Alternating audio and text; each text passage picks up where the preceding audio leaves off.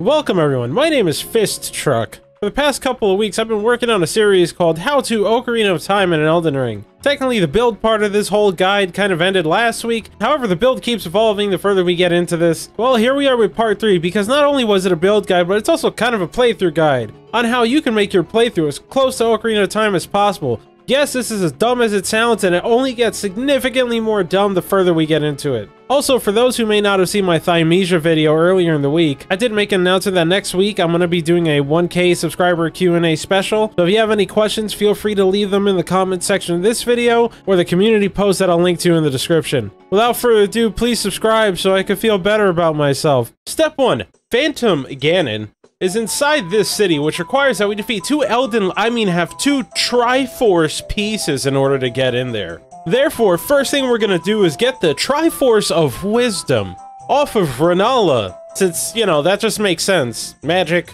wisdom, same shit, right? They're both blue.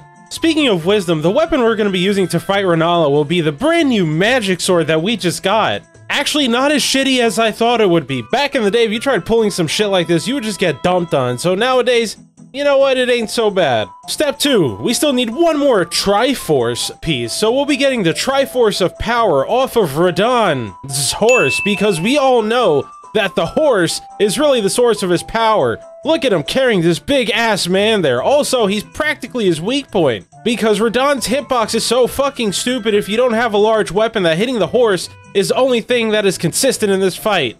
Or if you will, the horsussy, or hussy, I don't know. Now that we've acquired our Triforce pieces, it's time to not go in the city. Instead, we're gonna buy the longbow, because this is about the point of the game where Link would get his longbow. Typically in the Forest Temple, but we're gonna go in the city. There's really one tree, not many trees, whatever. So in order to get that, you're gonna have to climb the tallest mountain, overcome the highest peaks, fight all the dragons, and go to the Round Table Hold and buy this bow off of the Twin Maiden husks.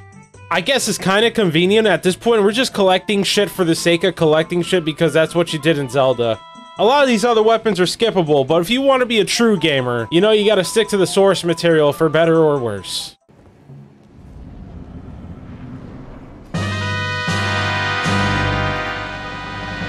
Step 4. Finally time to go kill Phantom Ganon. But before we do that, we have to kill this wily hauntsman that's outside the city. It's about at this point that I realized that using the Carrion Sword has actually been really fucking fun. The Asher War is really gimmicky, but also kind of fun. I mean, I guess it's like Skyward Sword, where you just hold up the sword and it gets stronger. If you can actually connect with it, the damage is undeniably good. Also, it knocks a lot of things on their ass. More importantly, after killing the Hauntsman, this was the point in the playthrough where I realized I'm actually having fun. I know that sounds dumb, but when I'm typically doing these videos, I'm just running from point A to point B to collect the stuff so I could get the footage that I need for a video. But this time I actually kind of found myself stopping, exploring, smacking things, fighting everything in my way, not really skipping stuff. I think I kind of just have a weak spot for sword and board builds like this. Nonetheless, back on topic, Phantom Ganon's gonna be the Golden Godfrey clone. Or more realistically, the Golden Adonis that'll take your lunch money and fuck your bitch. Also, more importantly, extra gamer credit points to you if you only hit him after shooting him with the bow.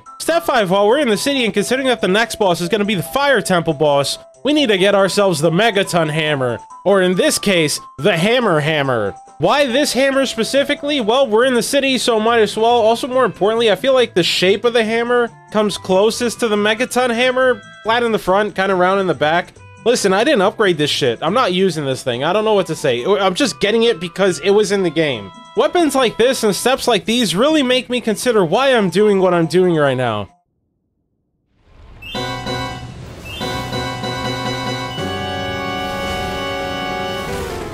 Step 6, time to kill Volvagia, or however you pronounce that boss's name.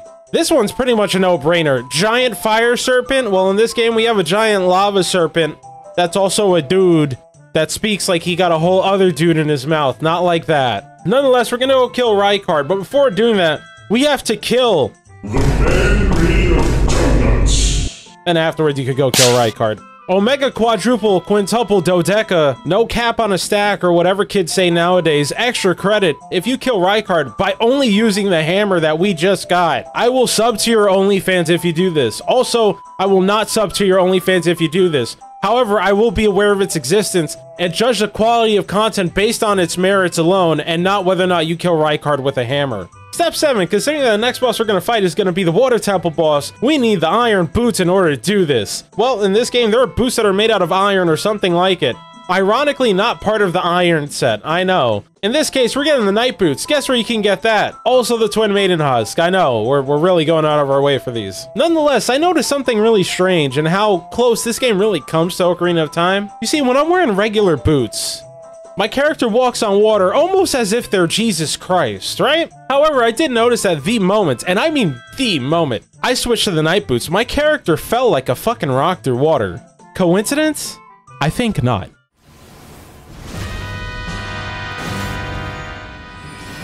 Step 8. I have no fucking idea what I'm doing anymore, but we're gonna get through this together. There's literally nothing in this game that comes close to being an orb in the same way that... What, Morbius? Morpheus? You know, I'm gonna call him Morbius. I forgot the boss's name already. There's nothing that comes close to looking like Morbius in this game. So I guess I'm about to do a Morb in time on the boss, and instead of killing something that looks very similar to this boss, I'm gonna kill the fucking idiot who thought of this idea in the first place.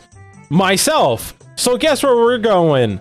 That underground spot, considering that we killed Radon, we can finally go there now and go fight the Mimic Tier. If you're wondering how you could possibly overcome this impossible challenge, I highly recommend that you watch this video that I made some months ago. Still very relevant to this very day. Extra credit if you give up at this point. However, I won't, because next week is going to be our thrilling conclusion and wrapping up a video series that I honestly thought was going to be only 2 videos. Egg on my face. Lastly, don't forget to like, comment, subscribe, dislike if you disliked it, and most importantly, don't forget to wipe before you shit.